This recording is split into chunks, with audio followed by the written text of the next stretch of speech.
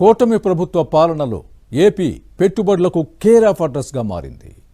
ఇప్పటికే గూగుల్, ఇన్ఫోసిస్ వంటి కంపెనీలు పెట్టుబడులు పెట్టడానికి ముందుకు రాగా మరో దిగ్గజ కంపెనీ రిలయన్స్ ఈ జాబితాలో చేరింది. మరోవైపు ప్రపంచ ఐటీ దిగ్గజం గూగుల్ అడుగులతో సాగర తీరం సెగలో ఏఐ వెలుగులు విరజిమ్మింది. ప్రపంచ సాంకేతిక దిగ్గజం గూగుల్ విశాఖలో ఘనంగా అడుగుపెట్టింది. ఎన్నో రాష్ట్రాలకు, మరెన్నో ప్రాంతాలకు దక్కని అపూర్వ అవకాశం విశాఖను సగర్వంగా వరించింది. గూగుల్ డేటా సెంటర్తో విశాఖ ప్రపంచం దృష్టిని తన వైపు తిప్పుకుంది. 1 గిగావాట్ డేటా సామర్థ్యంతో తలపెట్టిన సెంటర్కు శంకుస్థాపన జరిగింది. 1 గిగావాట్ హైపర్ స్కేల్ సామర్థ్యంతో సుమారు $15 బిలియన్ పెట్టుబడితో గూగుల్ ఏఐ డేటా సెంటర్కు ప్రభుత్వం శ్రీకారం చుట్టింది.